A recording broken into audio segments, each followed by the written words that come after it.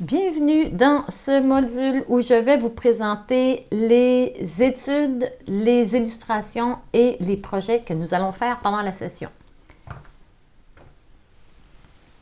Alors, je suis là. On va commencer par faire des sphères. On a 6 sphères qui vont on va toujours utiliser la même couleur de base pour la faire évoluer.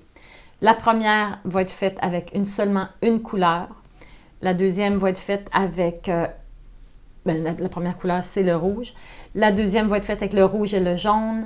La troisième va être faite avec le rouge et sa complémentaire qui est le vert. On va voir que les complémentaires, c'est comme tellement riche. Quand c'est le temps de faire de l'ombrage, ça devient comme tellement harmonieux au lieu de rajouter des bruns ou des noirs. La complémentaire est magnifique. Ensuite, on va faire les couleurs adjacentes, c'est-à-dire les couleurs qui se rapprochent dans le cercle chromatique. Si on parle du orange, bien, on va aller du côté rouge et on va aller du côté jaune. Ce sont les adjacentes ou des couleurs harmonieuses on va parler. Ensuite, on va faire une sphère avec la triade, c'est-à-dire les 3 couleurs qui font, si on veut, un triangle dans le cercle chromatique. Et nous autres, on va travailler avec les 3 primaires, c'est-à-dire le jaune, le rouge et le bleu.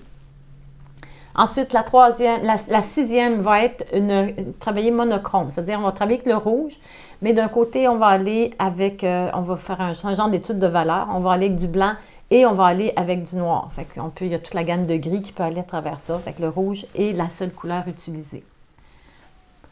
Ensuite, ça va être la série d'études de pommes. Alors, il va y avoir une pomme qui est des couleurs complémentaires. Là. La première qui est faite avec polychromose, qu'on voit à gauche. Alors, on va l'utiliser 4 couleurs, qui vont être les deux rouges et 2 verts. C'est ça qui va nous faire nos couleurs complémentaires. Et vous allez voir que même avec des complémentaires, on peut faire du brun. L'espèce de pédoncule, je ne sais pas si c'est le pédoncule ou la queue pour la feuille qui attache la feuille à la pomme. Il n'y a pas de brun, c'est vraiment les complémentaires qui vont faire le travail. Ensuite, on va faire une pomme aussi avec les complémentaires. La pomme va être verte et le fond va être rouge. Il va être fait au solvant. Fait que ça va être la deuxième pomme. La troisième, je pensais faire une pomme, je l'ai faite en exercice, là, mais je ne l'ai pas encore montré.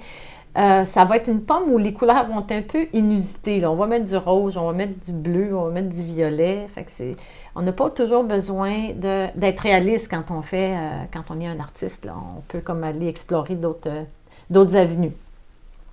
Ensuite, on va faire la 4e pomme qui est avec un fond où on va utiliser notre angle de Chine.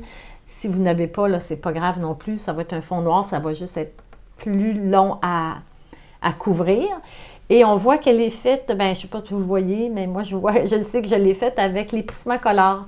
Donc, elle n'a pas la même netteté que celle faite avec polychromose, mais elle a été tellement plus rapide à exécuter que c'est ça. Les deux marques sont vraiment polyvalentes et on peut les traiter de façon différente.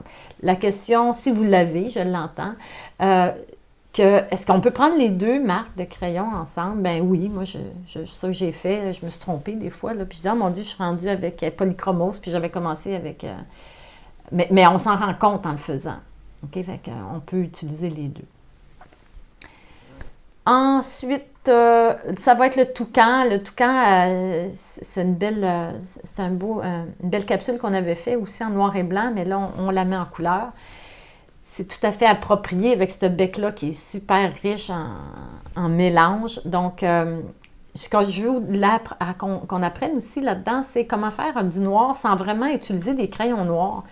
On est capable d'aller chercher cette richesse, un noir encore plus riche en utilisant les couleurs qui sont là. Donc, je ne me souviens plus combien que de couleurs, peut-être 6 couleurs utilisées en faisant le toucan. Et là aussi, on va servir du gabarit pour faire l'œil son œil. Comme je dis, comme je dis, je ne l'ai pas encore dit, là, mais c'est une illustration parce que moi, je considère quand on est inspiré de photos, puis après, dans notre tête, on va créer quelque chose à partir de l'inspiration. C'est pas vraiment un toucan qui a posé, là, puis je ne suis pas partie de la photo. Je l'ai vraiment adapté à mes perceptions, si on veut, de couleur et de forme. C'est pour ça que là, il est peut-être pas tout à fait rond, mais on va servir notre gabarit pour se simplifier la vie. Ensuite, on va faire les poivrons. Là, ça aussi, c'est vraiment une belle étude parce que, étude d'illustration, si on veut, parce que je suis partie de photos, mais ensuite, j'ai arrondi, j'ai comme rendu mon poivron plus symétrique. Je vais aller jouer après, une fois qu'on a la base, qu'on s'est inspiré. On peut maintenant rajouter des couleurs. Comme là, je suis allée mettre un ombrage plus violacé. Ce qu'on va apprendre dans cette étude d'illustration, si on veut, c'est les ombrages. Les ombrages, on a tendance à aller penser que c'est du brun qu'il faut aller mettre ou du noir, mais non, les ombrages sont toujours faits à partir de la couleur de l'objet lui-même. C'est-à-dire que mon poivron rouge va avoir du rouge dans son ombrage. Mon poivron jaune va avoir du jaune dans l'ombrage. Le poivron vert va avoir du vert, ainsi de suite. Donc, l'objet fait toujours un reflet de sa propre couleur. Je ne sais pas si je suis claire, là, mais c'est comme ça. Alors ça va être l'illustration numéro 2. Ensuite, on va commencer les projets de couleurs de reproduction des grands maîtres. On ne peut pas parler de couleurs sans parler des grands maîtres qui ont expérimenté ça avant nous et qui sont qui ont tracé la voie des artistes du futur, finalement. Je veux vous lire cette citation-là qui m'a vraiment marquée de Claude Monet. Il dit « La couleur est mon obsession de la journée, la joie et le tourment. » Je répète, c'est trop beau. « La couleur est mon obsession de la journée, la joie et le tourment. » On voit que même dans la réflexion des artistes, l'art est tout le temps présent. C'est tout le temps une hantise, une quête vers la couleur absolue. En tout cas, moi, je trouve ça fascinant de voir qu'on va tellement apprendre de reproduire des œuvres des maîtres qui sont passés. On va commencer avec Henri Matisse, qui va être les poissons rouges. Henri Matisse, juste pour vous mettre en situation, il est né en 1869 et il est décédé à l'âge de 85 ans. Il a exploré tellement d'affaires à Matisse. Il était peintre, dessinateur, graveur, sculpteur. Cette œuvre-là a été faite en 1912 et c'était une huile c'est encore une huile sur toile. C'était un sujet qui était assez récurrent dans l'œuvre de Matisse, de reprendre les poissons rouges. Il les a repris au moins dans 9 tableaux. Alors, je vais en parler un petit peu plus. Naturellement, je vais en parler un petit peu plus de Matisse quand on va être rendu à ce projet-là. Ensuite, Amedeo Modigliani, c'est un peintre italien. Lui est né en 1884 et est mort à l'âge de 36 ans. Il souffrait de la tuberculose. Et puis, c'était un peintre et un sculpteur. Donc, il a eu une vie intense, il a eu une production magnifique, malgré d'avoir décédé dans son jeune âge.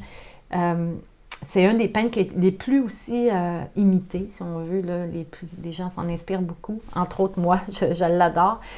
Et ce tableau-là est une huile sur toile de format 129 cm par 81 cm. Je ne sais pas pourquoi je vous le dis, mais c'est parce que je suis tant surprise de voir comment ils ne sont pas si grands que ça quand même, les tableaux. J'ai toujours l'impression qu'ils sont énormes. Et il a été fait en 1917. Le sujet, c'est Jeanne et Buterne, qui est en châle rouge, qui était sa compagne, son amoureuse de longue date. Et puis, tragiquement, quand il est décédé, son chagrin était si intense qu'elle était enceinte, elle s'est jetée en bas d'une fenêtre, elle s'est tuée avec l'enfant à naître. C'est un peu triste, mais c'est l'histoire des grandes passions d'amour. Ensuite, on va voir Paul Cézanne. Ça aussi, c'est comme une influence qui a été il a influencé tellement de peintres. C'est le père de l'art moderne, si on veut. Matisse et Modigliani étaient très influencés par Cézanne. Cézanne, lui, est né à Aix-en-Provence en 1839. Il est mort là aussi. Ici, il a peint Madame Cézanne dans la serre, qui est une huile sur toile. Il l'a fait en 1891 et 1892. Je vais vous parler de Cézanne un petit peu plus quand on va la faire. Il était très, très lent pour faire ses tableaux parce que, c'est ça, c'était un perfectionniste. Lui, il était vraiment dans la quête absolue de la couleur. Je vais lire la petite anecdote parce qu'elle m'a vraiment fait rire. Cézanne a peint une série de tableaux de Madame Cézanne. De ce que nous savons sur la vie de Cézanne, rien n'explique pourquoi il avait choisi de peindre un tableau si heureux entourant Madame Cézanne de fleurs et lui donnant un air inhabituellement satisfaite. Alors, j'imagine que Madame Cézanne n'était pas tellement commode. Et pour clôturer la session, on va faire un tableau de Johannes Vermeer. Johannes Vermeer, c'est un temps beaucoup plus éloigné, a été baptisé en 1632 dans les Pays-Bas. Alors, c'est un peintre néerlandais. On va faire La jeune fille à la perle, qui non plus pas un gros format, c'est une huile sur toile, 44,5 cm par 39 cm. Ce tableau, le plus populaire de Vermeer, est tenu comme un grand chef-d'œuvre du peintre en raison de sa composition et de l'atmosphère qui s'en dégage. Alors, je vais revenir à moi. Je vais maintenant vous le présenter peut-être juste un peu plus papier. Le voici. Alors, comme je disais tantôt, vous allez votre étude de façon à ce que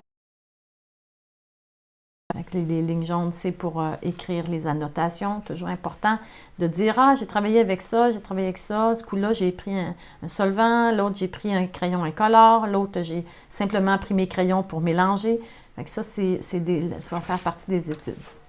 Même chose pour les pommes. Vous avez déjà tout un cadre de préparé.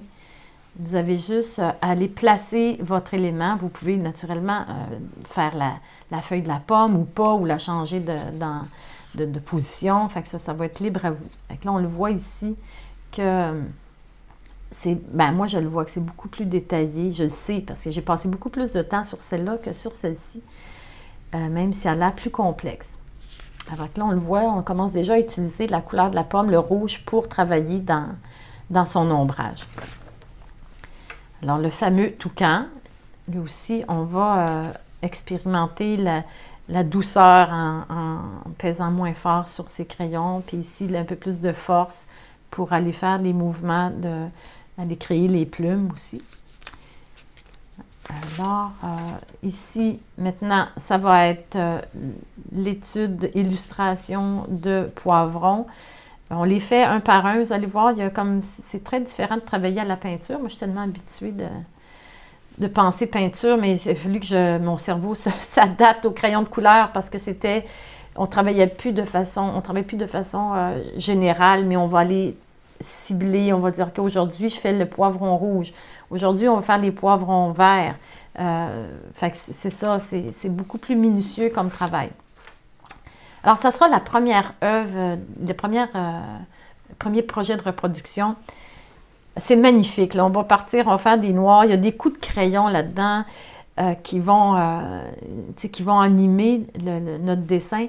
Et j'ai choisi un dessin qui ne demandait pas trop de précision. Ça va être plus pour étudier les couleurs. Oh, regarde, si je fais si je fais ça, on voit que ce n'est pas précis, les dessins de Matisse sur ça ici.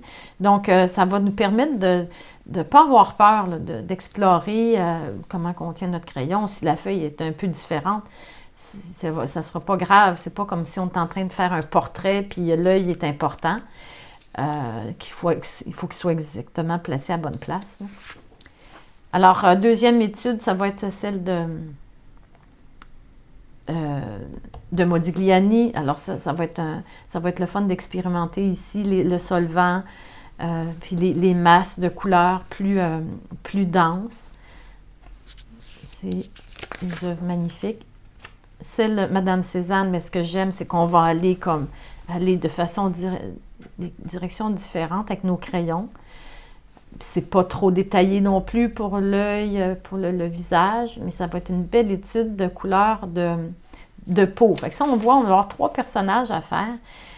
Puis la couleur va varier d'une fois à l'autre. Ici, on va être plus contrasté avec des petites pommettes rouges, ici un petit peu moins. On va aller faire ça un petit peu plus avec un mélangeur. Ici, on pourra faire ça plus en superposition de couleurs adjacentes. Et ensuite, on va terminer avec la jeune fille à la perle, où là, on va commencer à réduire les couleurs. On va aller on va commencer à rétrécir notre éventail de couleurs pour essayer de maîtriser plus. Que quand je vais faire le visage ici, je vais essayer de prendre le moins de couleurs possible. Puis je vais m'arranger pour que cette couleur-là, je la retrouve ici. Puis cette couleur-là, je la retrouve là, mais que je la retrouve peut-être aussi ici. Fait que en tout cas, c'est un jeu de couleurs. Là. Dans le foulard, on va s'arranger pour travailler avec les mêmes couleurs qui sont là.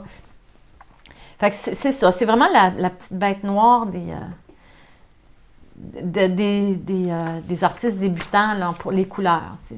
Moi, c'est surtout ça qu'une fois qu'on va maîtriser les coups de crayon, bien là, vous allez être, ça va être de maîtriser les couleurs après. C'est pour ça que j'axe beaucoup la session sur les jeux de couleurs, parce que la technique, bien, ça sera pas tellement long à apprendre. Alors, sur ce, je termine cette présentation et je vous dis à un prochain module.